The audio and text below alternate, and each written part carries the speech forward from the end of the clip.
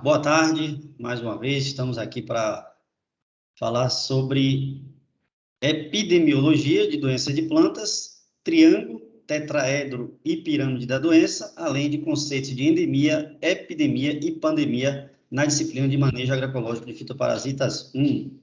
Uma boa tarde a vocês que estão aí prestigiando a aula, hoje dia 22 de novembro de 2021.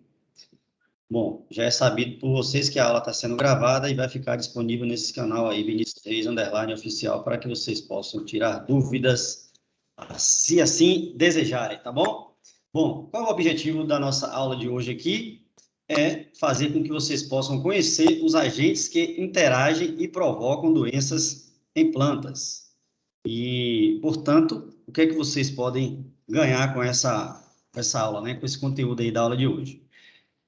Vocês podem ter um melhor entendimento sobre as diferenças entre endemia, epidemia e pandemia, naturalmente também, além dos mecanismos de controle desses fatores que podem provocar doenças, uma vez que vocês vão ter uma melhor compreensão desses conceitos e, bom, entre eles, né, pandemia, naturalmente, vocês já devem ter uma vaga noção, uma vez que estamos aí, por exemplo, assistindo aula virtualmente por conta de uma pandemia, né? Mas vamos retomar esse conceito e falar sobre os outros que eu já abordei no primeiro slide.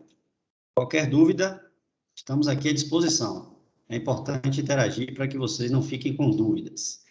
Bom, o que seria epidemiologia? A epidemiologia nada mais é do que o estudo de populações de patógenos, ou seja, de organismos, entre eles insetos, que podem causar doenças em populações de hospedeiros, ou seja, em espécies vegetais, em plantas, provocando doenças sob influência ambiental e também influência antrópica.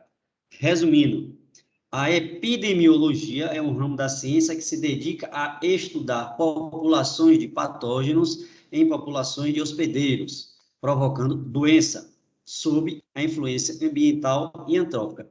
Portanto, a epidemiologia se dedica a estudar organismos capazes de causar doenças em espécies vegetais, e isso está diretamente sendo influenciado pelas variações, pelas condições climáticas e também pela influência do homem, portanto, influência antrópica.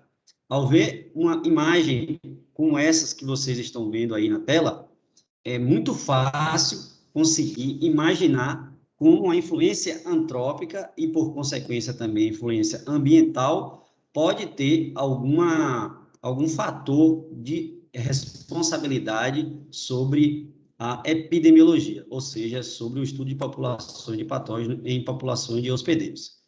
Conseguiram entender? Ficou claro isso daí? Vou ver para dar boa tarde aí a Regiane, que chegou depois.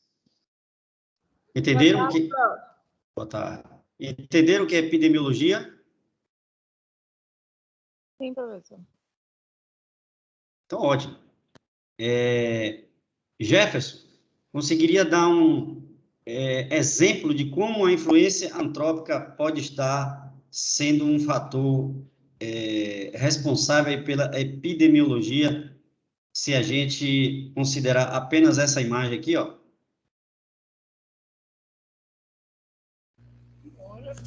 Eu vou tentar, viu, professor? Eu acho que... Com certeza, diga aí. Emissão de gases nas culturas podem gerar aí um problema para as plantas, né? Vou repetir a pergunta, talvez eu não tenha sido muito claro, né? Olhando para essa imagem aqui, apenas essa daqui, como que vocês podem imaginar que a influência antrópica tem alguma relação com a epidemiologia? Alguém se arriscaria a responder? O momento é esse. Pela questão Eu não estou do vendo a uso de imagem. máquinas, professor? Carlos Felipe não está vendo a imagem? Isso, acho que é a minha internet aqui na roça. Tô vendo Todo nada, só mundo tô vendo o aí senhor falando e consegue entrar. ver?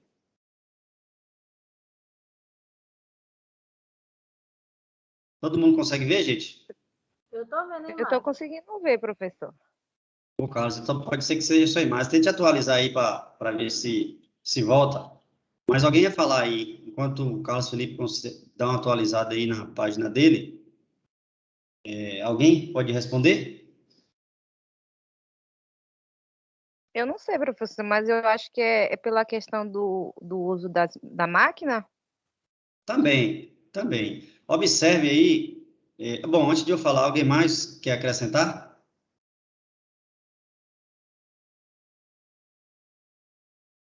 João Daniel, Leandro, Gabriel, Iago. Vamos lá, gente.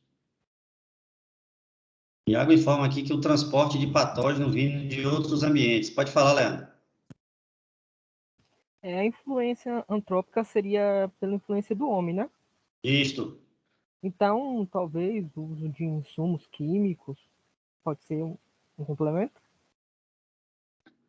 Sim, sim. De forma indireta, a utilização de insumo químico, sim. Olhando para essa imagem aqui, observa que há uma uniformidade na área plantada, gente. Isso daqui é algodão, entendeu?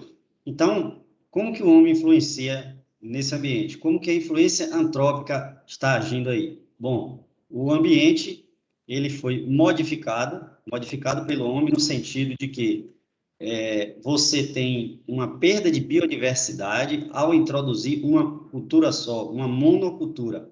Ao fazer isso, você deixa o ambiente mais suscetível ao ataque de patógenos, ok?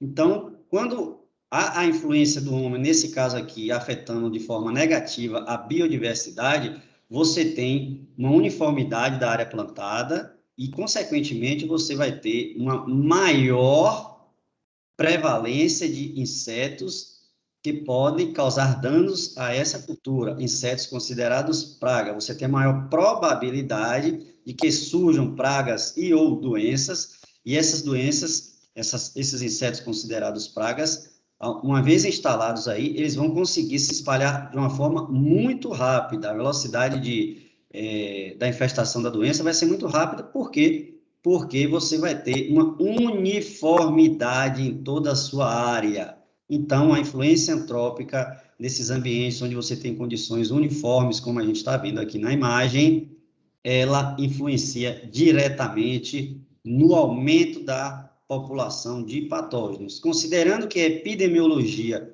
é o estudo de populações de patógenos em populações de hospedeiros, a gente sabe a partir de agora que quando a influência antrópica reduz a biodiversidade, aumentando a uniformidade, deixamos a área muito mais suscetível ao ataque de insetos considerados pragas e, consequentemente, com o aumento dessa população de patógenos e doenças também. Professor, Claro, agora? Pode falar. professor, entendo que aí é uma monocultura, mas se essa monocultura ela fosse advinda de variedades de espécies, ou seja, melhoramento genético, ainda assim nós teríamos esse problema? Você está falando de uma única espécie, por exemplo, só algodão? Mas esse algodão ele sofreu aí um melhoramento genético. Você está falando de cultivares. A espécie é uma só. Você está falando de variedades. Aí, não é isso? Isso. Ainda assim, a gente está falando de uma mesma espécie, entendeu? E o inseto, ele pode até ter uma maior ou menor chance de sobrevivência quando você tem cultivares resistentes ou variedades resistentes. Mas quando você tem uma uniformidade no plantio, a grande chance de você ter uma praga ali se instalando e aumentando sua população muito rápido é notável. E observe também que quando você diminui a biodiversidade, quando você diminui aí o número de variedades de espécies vegetais em uma determinada área, consequentemente, você está afastando aqueles insetos considerados inimigos naturais. Porque, como eu disse, você está diminuindo a biodiversidade. Quando você diminui a biodiversidade, você estimula o aparecimento de insetos que são muito seletivos, ou seja, aqueles que conseguem se estabelecer em determinada área porque você tem alimento em abundância que está diretamente ligado com o hábito alimentar do inseto. Então, a probabilidade daquele inseto conseguir se estabelecer é muito grande. ok? Entendo, mas isso aí é só para inseto ou para fungos também, professor? Fungos, Micro-organismo de um modo geral, insetos patogênicos, micro-organismos patogênicos da mesma forma. É Agora, eu lhe claro. pergunto, aqui o cacau, né, ele é cabruca, ou seja, ele ainda tinha uma biodiversidade, porque a gente conseguiu, porque ele foi dizimado, né, pela vassoura de bruxa, já que havia uma diversidade, né? Então, existe cacau, não sei se vocês têm conhecimento, existe cacau plantado a pleno sol e cacau cultivado à sombra, né, em sistemas agroflorestais ou no sistema Cabruca, que é o nosso sistema aqui do sul da Bahia, predomina em boa parte. Então, o sistema Cabruca, como vocês devem ter conhecimento, a gente tem ainda algumas espécies de árvores, espécies frutíferas preservadas, e o cacau cresce à sombra dessas árvores de maior porte. Portanto, a gente já está falando de uma diversidade muito maior. Então, a incidência de pragas é muito menor, diferentemente quando você planta cacau a pleno sol, onde você tem você tem uma maior concentração de insetos considerado praga, justamente porque você tem uma redução de diversidade de espécies vegetais. Ok? Sim, senhor, entendi. Bom, vamos lá. Mais alguma pergunta?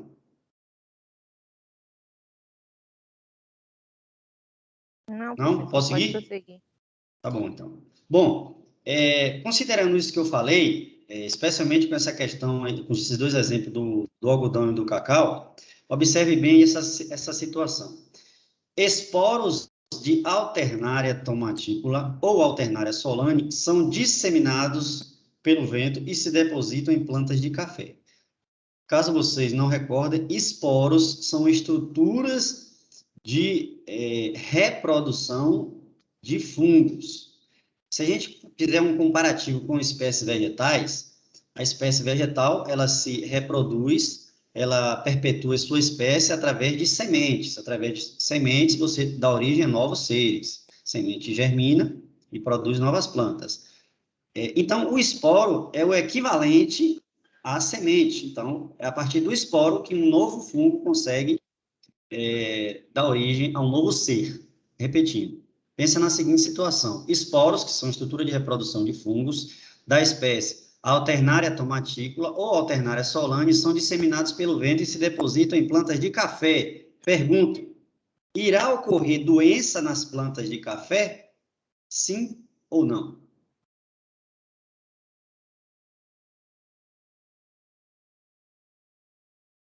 Quem responde? Professor, o senhor fala doenças, essa alternária tomatícola? Doença causada pelo fungo Alternaria tomatícola. E aí? Não, Por porque quê? pelo menos pelo vídeo que eu fiz, não, porque é uma doença específica do tomate. Matou a charada, minha jovem. É a intenção de fazer vídeos e fazer com que vocês busquem informações e estudem para produzir conteúdo, é justamente o que acabei de ouvir aqui, vocês também. É vocês aprenderem, né? Aprenderem produzindo materiais, e por isso que é interessante que a gente depois consiga assistir junto aqui. Perfeitamente. Algumas espécies de organismos patógenos, e os fungos estão incluídos, são específicos, ou seja, eles só conseguem provocar doenças em determinadas espécies vegetais. Portanto, o fungo Alternaria tomatícola causa doença em plantas do tomate, né? Como, por exemplo, a pinta preta do tomateiro. Esse fungo ele pode até ser disseminado para áreas onde você tem plantio de café, mas esse fungo não vai conseguir sobreviver porque nas plantas de café, nas variedades de café, não existem nutrientes que são favoráveis ao crescimento dessa espécie. E aí, eu já informo a vocês que só irá ocorrer a doença se algum dos fatores forem favoráveis, ok? Então, se você tem uma planta, um hospedeiro que não é atrativo, que não é suscetível ao ataque desse patógeno, ou seja, desse organismo que pode causar doença, essa doença não vai se manifestar, ela não vai, o micro-organismo, nesse caso o fungo, ele não vai conseguir provocar doença. Então, muito boa resposta. Entenderam? Professor, Pois não. Essa doença aí, ela só dá no fruto ou ela pode dar também no vegetal como um todo? Bom, eu poderia lhe responder diretamente, né? Mas vamos ver se a colega que fez o trabalho lembra. Daniele? Sim ou não? Só no Oi, tomate? professor. Só no tomate o quê? Que A a doença? alternária provoca a doença, ou você pode ter, por exemplo, em folhas? Ah, em folhas também, nas raízes. Ok, Na Jefferson? verdade, na planta em geral, né? Isto. Senhor, Muito bem, Daniele. Isso aí. Isso aí. Bom, falando de tudo que a gente comentou até agora, é o seguinte: para que a gente possa compreender essa quantidade de fatores que influenciam o processo de surgimento de doenças, é importante a gente compreender que vários elementos constituem esse processo infeccioso que a gente dá o nome de triângulo da doença. São muitas figuras geométricas que vocês estão vendo aqui, mas não é aula de geometria, tá? É aula de manejo agroecológico de fitoparasitas mesmo. Vamos lá. O que seria o triângulo da doença? Para que a doença se manifeste, a gente precisa de 3 fatores inicialmente, por isso que a gente dá o nome de triângulo da doença. Primeiro, a gente precisa do hospedeiro, do ambiente e o patógeno. Leandro, o que seria o hospedeiro? Aquele que está recebendo ou mantendo o vírus ou fungo. Hospedeiro é a espécie vegetal, hein? Coloca isso na cabeça. A planta, ele pode ser afetado, né, atacado por diferentes organismos, não só vírus, ok? Hospedeiro é a espécie vegetal. A planta. O ambiente, é óbvio, é o ambiente onde está inserido a espécie vegetal e os outros organismos. E o patógeno, o que seria, Gabriel? Eu perguntei, professor, aqui em casa tá muito azada, minha mãe tá dando banca. O que seria o patógeno nesse triângulo da doença aí? Hospedeiro a gente já sabe que é a espécie vegetal. O ambiente é o ambiente onde está inserido, né? E o que seria o patógeno?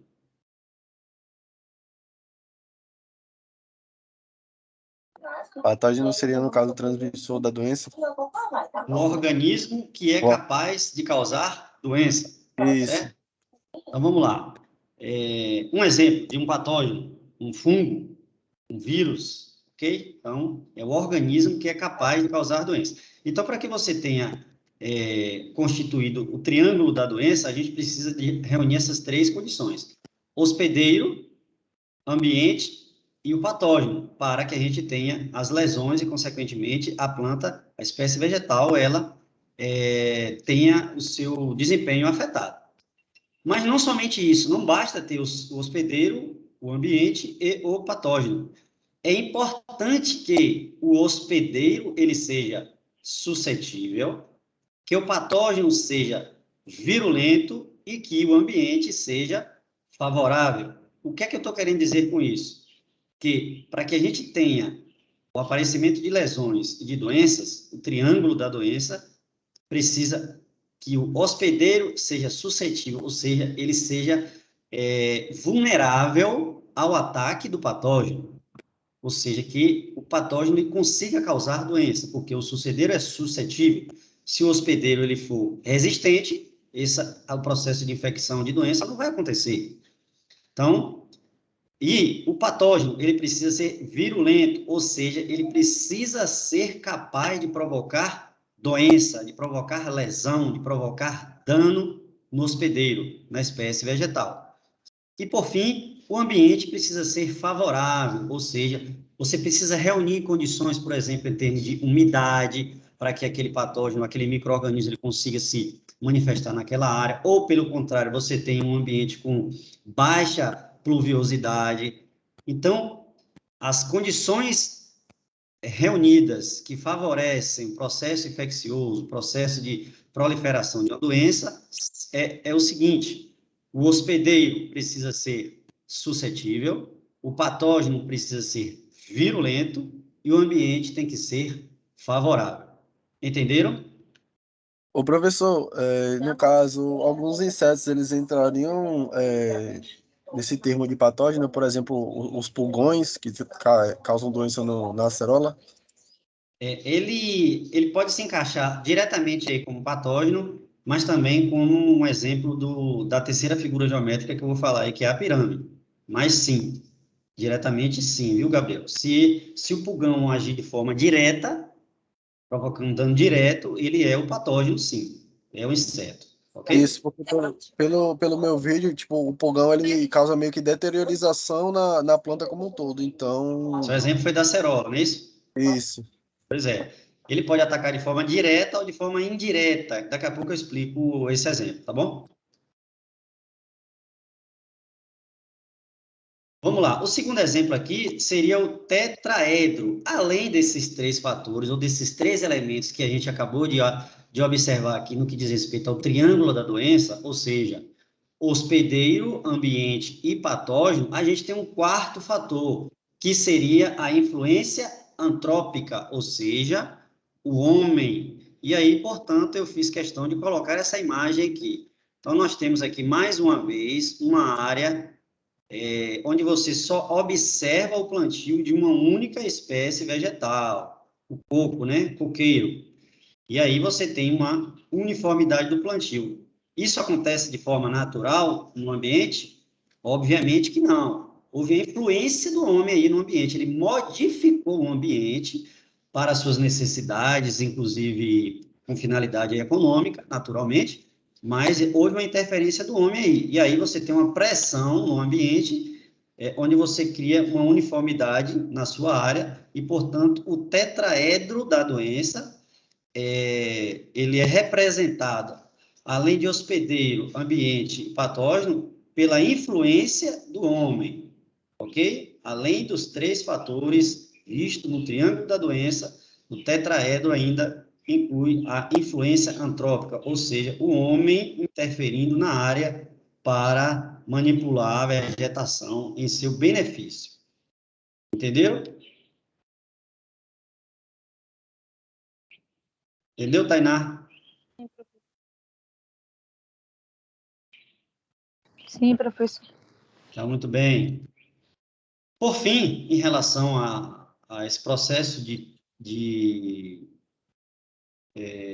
manifestação das lesões, né, e, consequentemente, provocar doenças, a gente tem também a pirâmide da doença, que nada mais é do que a presença do hospedeiro, do patógeno, do ambiente, influência do homem, e também um quinto elemento que pode ser um vetor.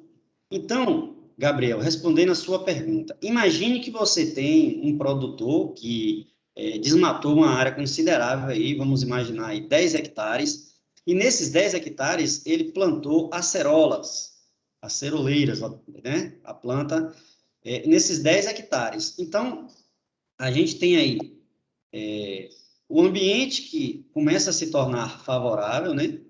Vamos imaginar que é uma região onde chove bastante, então a umidade é alta, faz sol também, né?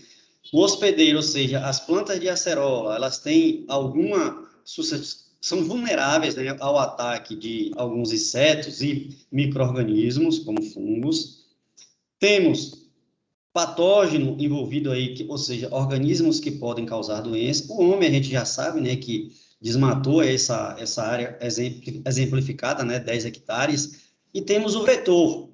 E aí eu chamo sua atenção, Gabriel, justamente para que você consiga entender o exemplo que você deu do pulgão, que ele pode ser um agente direto, atacando diretamente a planta, né, pode causar danos diretos, como ele pode ser considerado um vetor, ou seja, aquele organismo que pode transmitir ou transportar o agente patógeno ou a doença de um local para o outro. Exemplo, o pulgão, ele pode, que é um inseto, ele pode, com auxílio do seu aparelho bucal, picador, sugador, sugar a seiva das folhas da acerola, e ao fazer isso, ele vai deixar pequenos orifícios. Esses pequenos orifícios vão servir de porta de entrada para o ataque de um outro organismo, no caso, um fungo, que a gente conhece popularmente como fumagina, que deixa ali uma espécie de camada escurecida sobre a superfície da folha da acerola, e bem escuro, por isso que a gente dá o nome de fumagina, como se estivesse queimado. E essa fumagina, ela reduz a incidência de taxa fotossintética, né? Ela impede que a taxa de fotossíntese seja feita de forma natural, consequentemente tem um dano direto na produção das acerolas. No Então, caso, pode falar. desculpa, professor. No caso, ele meio que afeta de forma indireta, meio que ele baixa a imunidade do pé, entre aspas, né? Entre aspas, baixa a imunidade do pé de acerola para que os patógenos cheguem e acabem deteriorando a planta, é isso? Entre aspas mesmo, porque a espécie vegetal não tem sistema imunológico. Nós, seres humanos, sim, tá bom? Isso que eu falei entre aspas. Os órgãos ou organismos envolvidos nas defesas, a gente observou isso até na aula passada, eles são responsáveis, sim, por propiciar essa resposta fisiológica da planta frente aos ataques de patógenos, como é o caso do pulgão, que pode, como eu disse, atacar de forma direta, sugando a seiva, mas também, simplesmente, ele sugar a seiva e deixar ali aqueles pequenos orifícios e provocar, consequentemente, o surgimento de doenças fúngicas, como é o caso da fumagina, porque os fungos vão se aproveitar desses pequenos orifícios para penetrar ali, continuar sugando a seiva, e assim ele vai colonizar a superfície da folha, deixando ali uma característica realmente como se tivesse queimada a folha, por isso que a gente chama de fumagina. Então, resumindo, a pirâmide da doença, ela é composta por esses 5 elementos, que são o ambiente, que ele precisa ser favorável, como vocês já sabem, o hospedeiro, que ele precisa ser suscetível, o patógeno, que precisa ser virulento, ou seja, capaz de provocar doença, o homem, que altera o ambiente, e o vetor, que pode ser um inseto, por exemplo, ao transportar esporos de doenças fúngicas ou ao causar danos diretos e deixando porta de entrada, né, para outros organismos patógenos, como é o caso de fungos. Ok? Vou fazer uma pergunta aí, Gabriel, pode ficar à vontade. Não, professor, eu quero falar não, por conta da zoada que tá tendo aqui em casa. Tranquilo. Mas se tiver pergunta, fica tranquilo que tá dando para lhe ouvir bem. Os demais aí, entenderam? Tem alguma dúvida? Professor, Pode falar.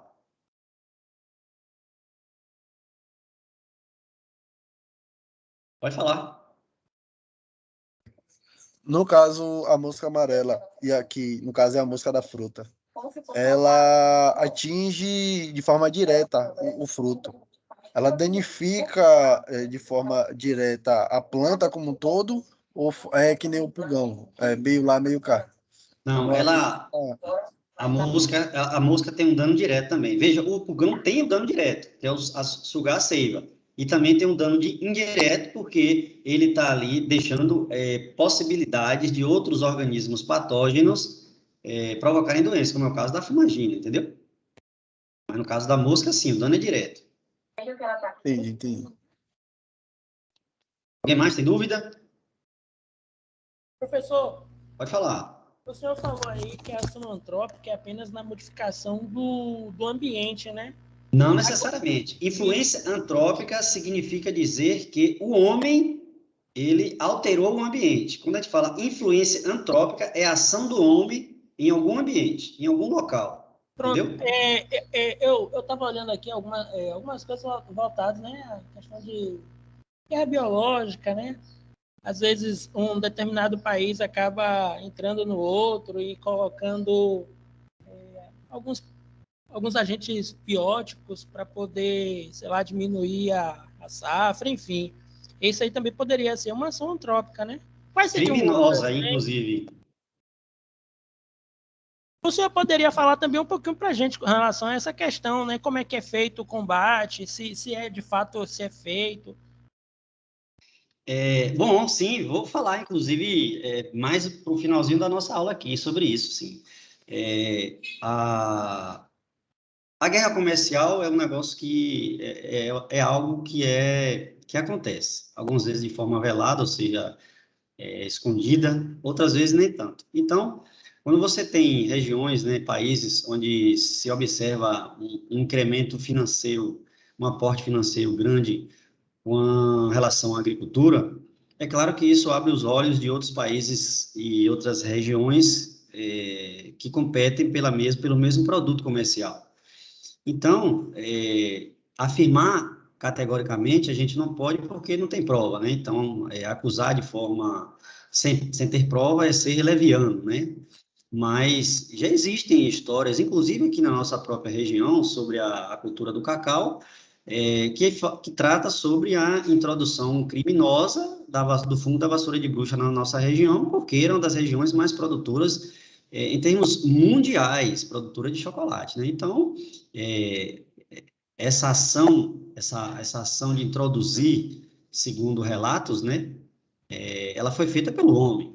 Então, você não pense que foi uma ação isolada e que aconteceu só aqui. Então, pense que isso pode acontecer com outras culturas, sim, mas acusar sem ter prova seria leviano, né? A gente não pode fazer isso. Mas que existem histórias, relatos, sim. A mesma coisa da laranja, né? Acho que foi a laranja, na Flórida, o pessoal acho que está até tendo um problema lá com respeito à produção de laranja, porque tem um agente biótico lá que está acabando com as laranjas, e ainda mais eles não podem também pulverizar ou utilizar de defensivos agrícolas, porque lá tem uma legislação que proíbe ou limita, né, esses defensivos, e inclusive aqui no Brasil também teve um problema desse em São Paulo. Pois é, e o que acontece, Jefferson, é que é muito difícil você fiscalizar. A gente está falando de micro-organismos. Observe como esse momento que a gente está vivenciando agora, que é a pandemia, ela afetou comercialmente, entre outros tantos aspectos, outras áreas, o mundo, né? Porque a gente não está vendo o organismo que é um vírus, né? Que provoca tudo isso. As doenças microbianas, fúngicas, viróticas, bacterianas que atacam lavouras, elas são muito difíceis de serem detectadas por conta justamente da falta de possibilidade da gente enxergar esse organismo. É muito fácil você identificar um animal, quem tem experiência, com vaca louca, por exemplo, entendeu? Porque o animal manifesta, e o esporo, a unidade de reprodução de um micro-organismo como um fungo, por exemplo, que você não vê. Então, como é que você controla isso? É difícil, não é impossível, mas é muito difícil. E quando você tem ações intencionais e criminosas realmente de introduzir em determinadas áreas, mais complicado ainda, entendeu? Sim, senhor. Vamos lá. Bom, a gente falou sobre essas características aí peculiares sobre os componentes do triângulo, tetraedro e pirâmide da doença, e agora é importante vocês entenderem também, né, que o desenvolvimento da doença, como está aí na frase, né, ocorre tanto no tempo, no espaço de tempo, né, 6 meses, um ano, enfim, como também na área cultivada, ou seja, o desenvolvimento da doença ocorre tanto no tempo, no espaço temporal, quanto no espaço físico mesmo, na área plantada, na sua área cultivada. E aí a gente vai agora passar para os conceitos de desculpa, epidemia e também de pandemia, que a gente consegue vivenciar isso também no campo, na agricultura. Então, o que seria a endemia? O que é uma doença endêmica?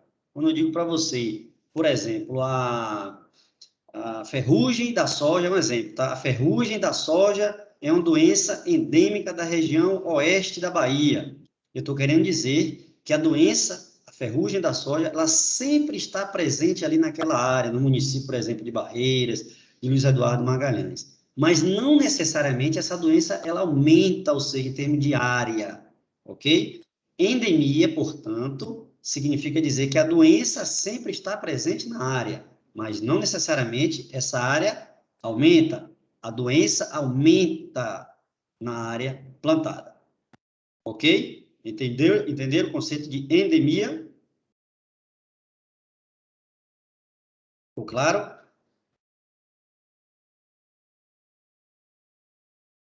E aí? Sim, professor.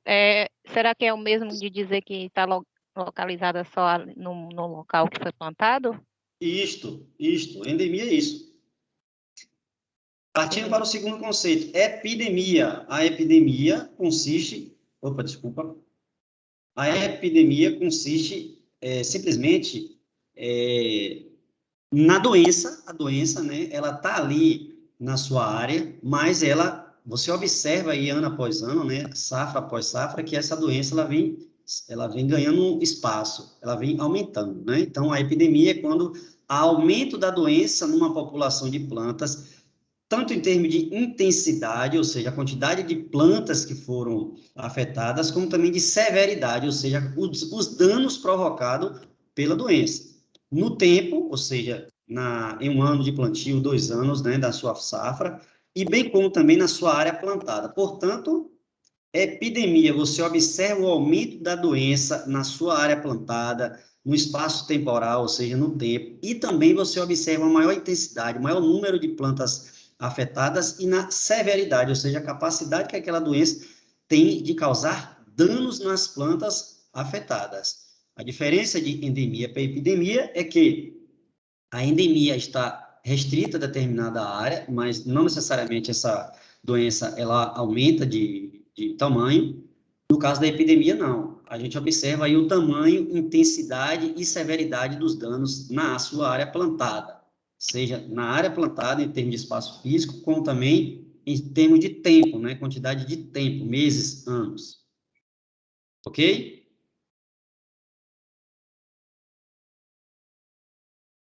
Ok, professor. Bom, e aí fica claro, portanto, que a gente pode entender que uma doença endêmica, ou seja, que está localizada em determinada área, ela pode se transformar em uma doença epidêmica, se essa doença começar a se manifestar de forma mais intensa, mais severa, ok? O contrário é verdadeiro. Uma epidemia, ela pode ser controlada e se tornar endêmica, ou seja, a doença pode ficar restrita a uma determinada área, uma determinada propriedade, uma determinada região, ok? Uma endemia pode se transformar em epidemia e uma epidemia pode regredir e se converter em endemia, ok? E, por fim, o que é uma pandemia? Uma doença cuja a observação da ação dela e da intensidade está em uma área extremamente grande, de tamanho continental, às vezes até passando por vários países, vários continentes. A pandemia, naturalmente, ela tem extensões territoriais, ela consegue abranger áreas muito maiores. Exemplo claro aí, não falando agora da área rural, mas sim do nosso contexto atual, a pandemia, como vocês podem ver, ela pode afetar todos os continentes e vários países, naturalmente, que estão aí inseridos nesses diferentes continentes.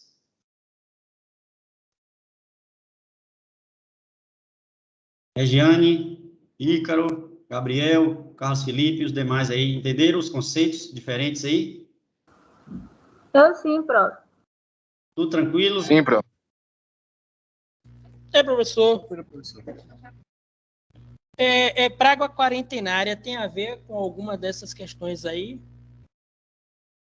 Perfeito. Perfeito, meu jovem. Tem sim.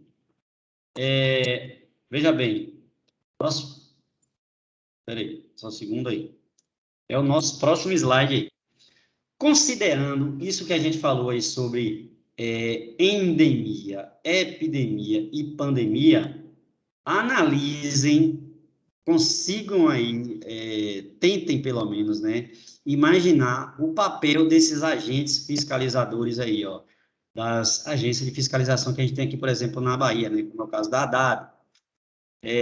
Qual a importância, antes de responder a sua pergunta, Jefferson, qual a importância desses agentes fiscalizadores aí em fronteiras, seja entre estados, entre países, para evitar a disseminação de agentes fitopatógenos? O que é que vocês imaginam?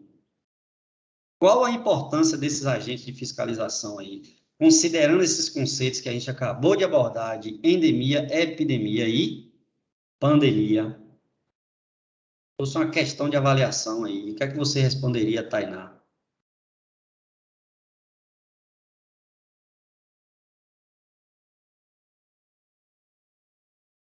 Tainá não responderia, ficaria com 0. Daniele, o que você responderia? Eu responderia que é um papel de suma importância, né? Porque através da fiscalização ia evitar que a doença se disseminasse em outros locais. E aí até evitar uma coisa, em vez de ser uma endemia que era localizada, passar para uma pandemia geral, né? Que vai ultrapassar outros países, né? Prejudicando assim um todo. Regiane, e aí, complemente a resposta da colega Daniele, por favor. Bom, professor, bom, seria de extrema importância, né? Porque como tem aquela doença do cacau, que eu sempre acabo esquecendo o nome. Como é? Aquela que tá chegando, eu sempre Vassoura de esqueço. bruxa? Não, Monilha. isso, Monilíase. monilíase.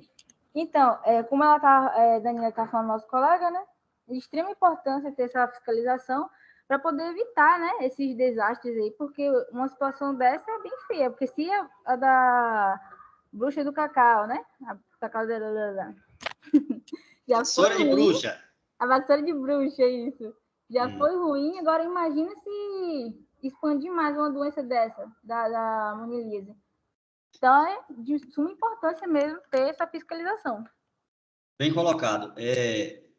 Complementando o que você falou, Regiane e Daniele, é o seguinte, os agentes fiscalizadores, eles têm esse papel, como vocês estão vendo aí na própria imagem, de, literalmente, fiscalizar o transporte entre estados, principalmente, ou entre cidades de um mesmo estado, onde você tem algum foco de alguma doença e você precisa controlar de forma rigorosa para que essas pragas quarentenárias, e o Jefferson respondendo já a sua pergunta, não sejam disseminadas de uma região para outra, de uma cidade para outra, de um estado para outra, de um estado livre da doença para aquele estado, região ou cidade onde você tem a praga. Portanto, se você tem um carregamento desse aqui, por exemplo, isso aqui são citros, né? Onde você pode transportar doenças aí, viróticas, bacterianas e por aí vai. Se o agente em uma determinada região, em posto de fiscalização, ele faz uma abordagem em um transporte de carga desse aqui, e ele detecta a presença de algum desses micro-organismos, de alguma dessas doenças, o lote todo tem que ser descartado, incinerado. A prática é essa.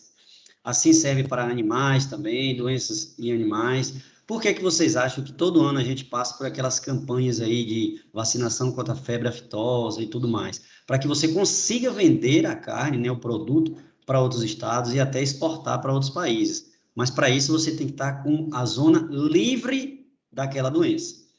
Então, o papel da fiscalização, desses agentes de fiscalização que vocês estão vendo aí, é de fundamental importância, e é um trabalho, assim, até de formiguinha, né? Porque, como eu disse, não é fácil, o efetivo de fiscalização, de funcionários na fiscalização é muito pequeno, quando comparado com o número de cargas que transitam aí diariamente, diuturnamente, né, pelas rodovias, especialmente. Então, fazer esse controle é muito difícil, principalmente porque em algumas pessoas falta a conscientização, né?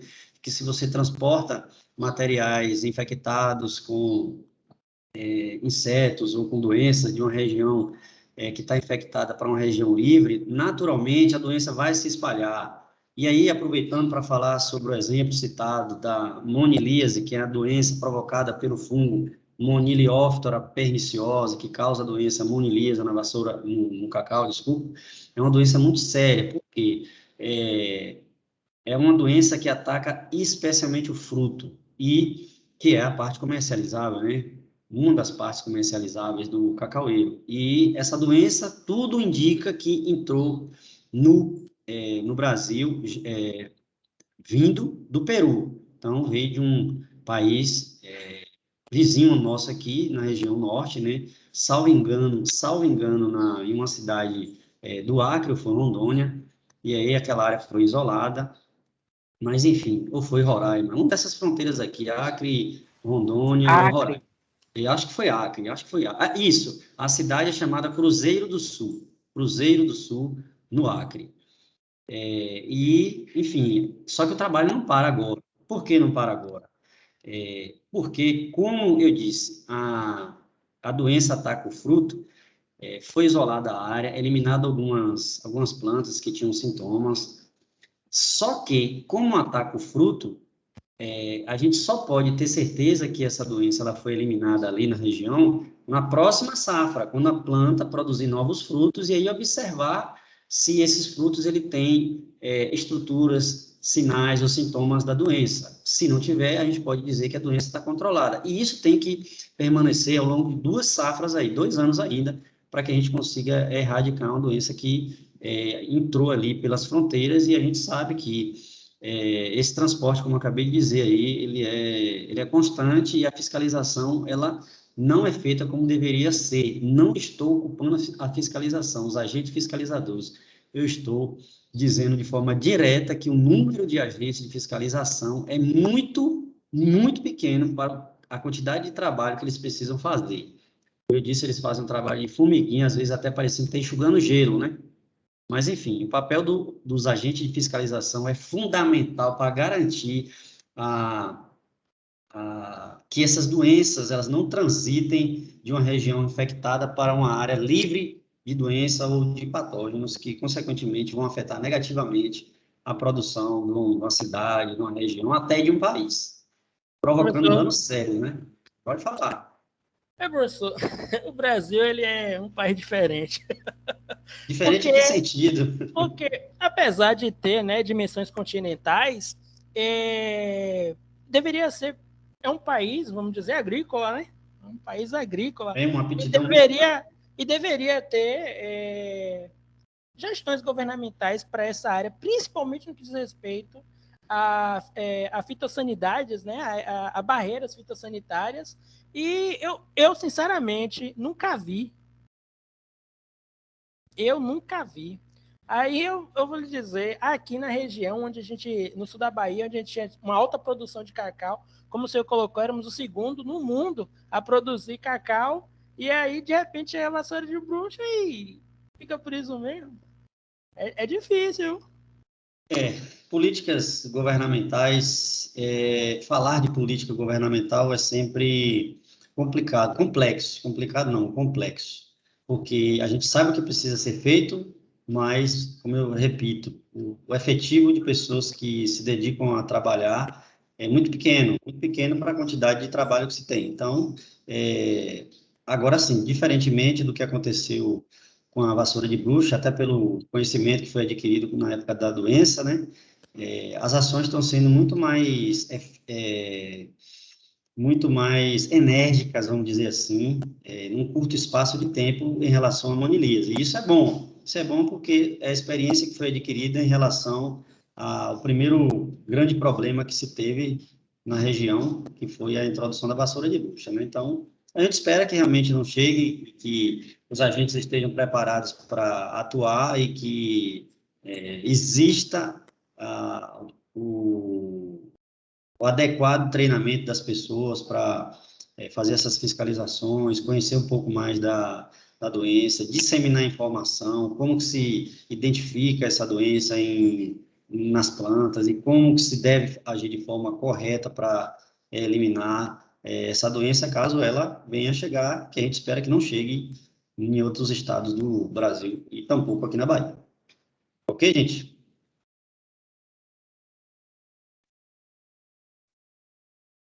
Pode continuar, professor. Ok, professor. Hora de perguntas. Muito bem, vamos praticar aí para estimular o nosso cérebro a aprender. Bom, a vassoura de bruxa do cacaueiro é considerada uma endemia, epidemia ou pandemia?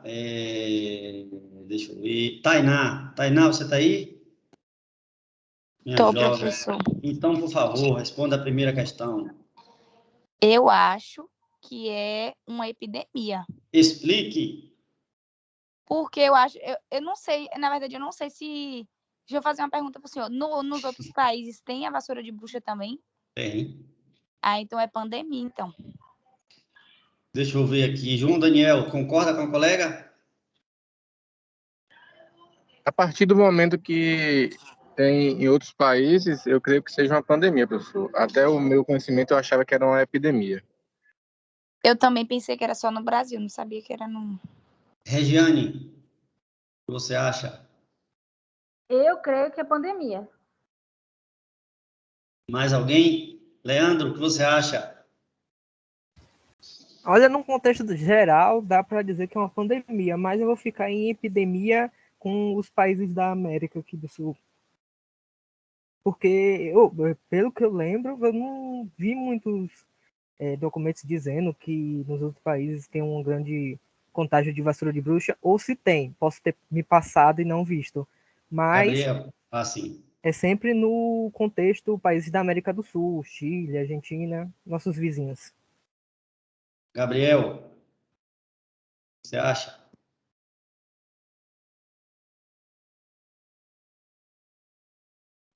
Professor, eu não estou ouvindo vocês. Eu estou sem fone, eu só estou com o áudio do notebook tá baixo para mim.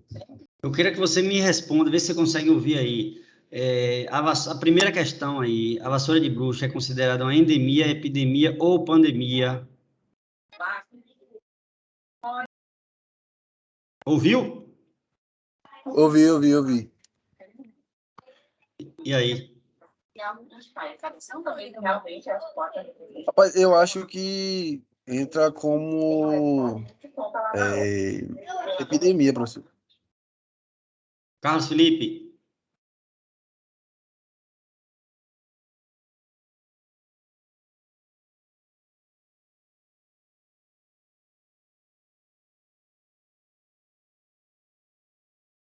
Carlos Felipe, tá ouvindo?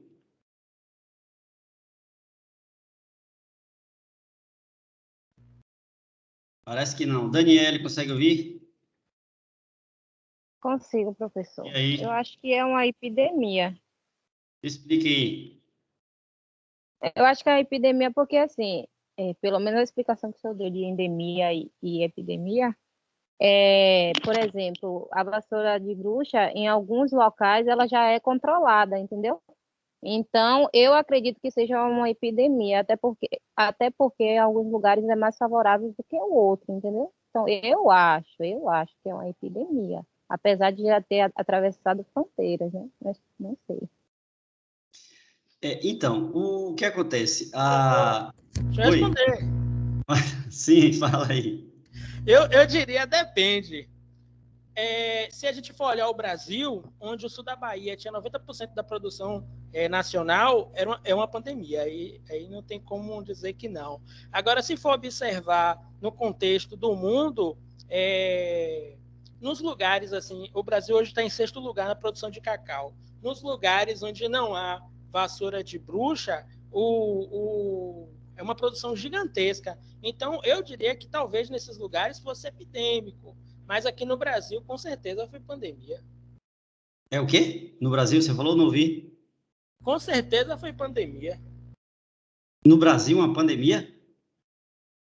Porque, olha, observe, a pandemia é o quê? É quando o surto, a epidemia passa a ser encontrada em mais de um continente com transmissão. Então não é. Aí só se eu dissesse que o Brasil era um país continental.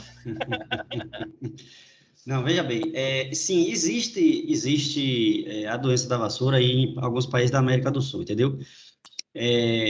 Embora a gente consiga conviver, viu, Daniele, com a doença, a vassoura de bruxa, a gente ainda não tem um clone, uma variedade que é 100% resistente à vassoura de bruxa. A gente consegue conviver com tratos culturais, conviver com a doença, tal, mas para responder de forma mais assertiva possível, a gente pode considerar a vassoura de bruxa como uma doença epidêmica, ok? A gente espera um dia, quem sabe, que ela venha se tornar uma doença endêmica ou que ela seja uma doença pontual em alguma outra propriedade, mas atualmente a gente ainda não consegue eliminar 100% a doença porque, como eu já disse, não existe uma variedade que é resistente à vassoura de bruxa, à doença, né? Então, enfim. Bom, Professor, pode falar. e para Deus me livre, né? E para ela se tornar uma pandêmica, o que teria que acontecer? Então, aí você teria que observar essa doença em vários países, espalhados em vários continentes ao longo do mundo, desde, claro que não tem, né, mas desde cultivos na China, na Ásia, né, na Austrália, na Europa, lógico, na América do Norte, América Central, na África, enfim. Aí você teria uma doença espalhada em vários continentes. Entendeu? Felizmente, isso não Entendi. acontece. Felizmente, né? Chega já, né? Bom, cite um exemplo de cultivo regional, pergunta número 2, para contextualizar a pirâmide da doença. Deixa eu ver. Ícaro.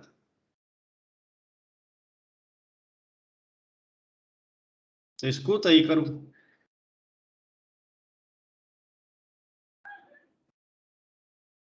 Ícaro, meu jovem, você está por aí? Leandro, por favor, responda a segunda questão. Você está em que lugar agora, nesse exato momento, Leandro? Em Uruçuca. Pronto, ótimo. Escolha aí um cultivo regional. Cultivo da cidade de Uruçuca. Cacau. Aí ficou fácil, né? Então, me explica aí a pirâmide da doença considerando a cultura do cacau. Ai, professor.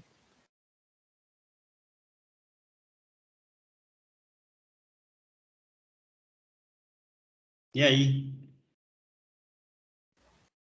Ai, professor, eu quero passar. Vou passar para alguém aí. Pegar essa bola. Então, você escolhe alguém para responder. Eu que tenho que escolher ainda? Ué.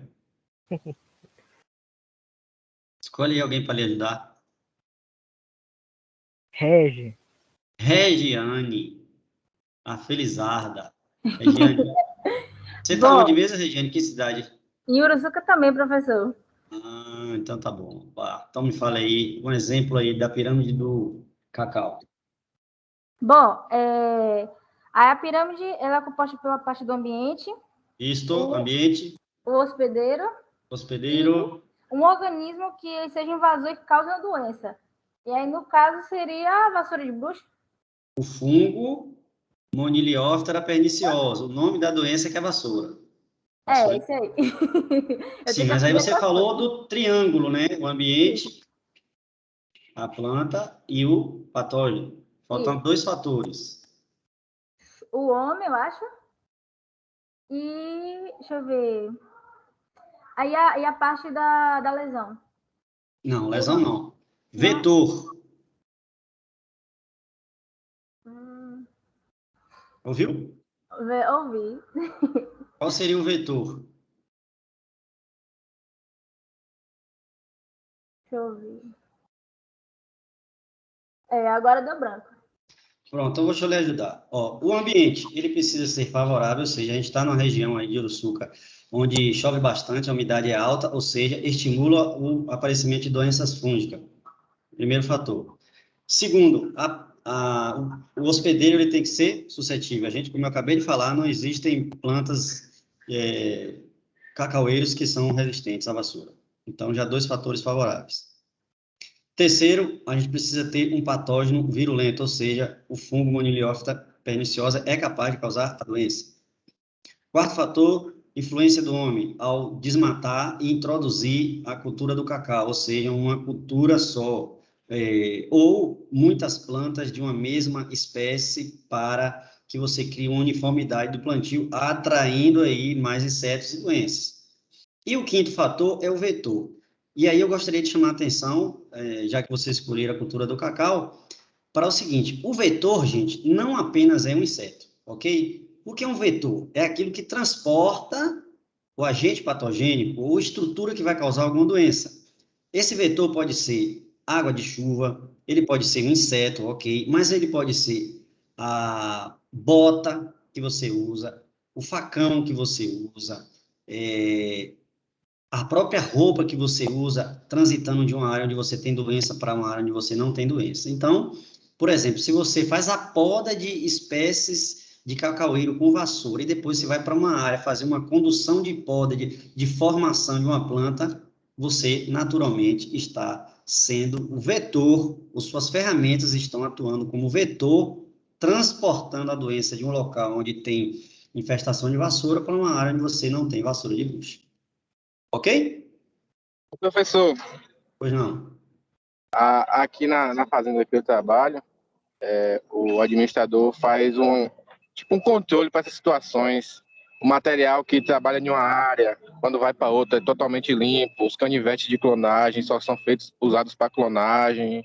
Isso E várias aí, coisas para evitar essas situações. exatamente. E, assim, vou lhe dizer que faz toda a diferença. Ele utiliza que solução para desinfestar ou eliminar, né, esterilizar, enfim. Rapaz, eu não sei te informar, mas eu posso procurar saber com ele e falar na próxima aula. Pode ser uma solução de cal ou hipoclorito, mas se certifique. O importante é que realmente tenha esse controle, entendeu, João? Certo. Beleza, minha gente. Mais uma vez, a gente chega ao fim aqui da nossa apresentação para que a gente possa agora falar Ô, sobre os professor, vídeos. Oi. e o álcool também funciona? O quê? Limpar o álcool também funciona? Funciona sim. Só que é mais caro, né? Então, É. geralmente se faz uma diluição, álcool 70%, ou o próprio hipoclorito. A solução de hipoclorito funciona muito bem e é muito mais barato. Entendeu? Muito bem, vou encerrar a gravação aqui só um minuto. Mais uma vez, obrigado pela atenção de vocês aí. Só um minutinho.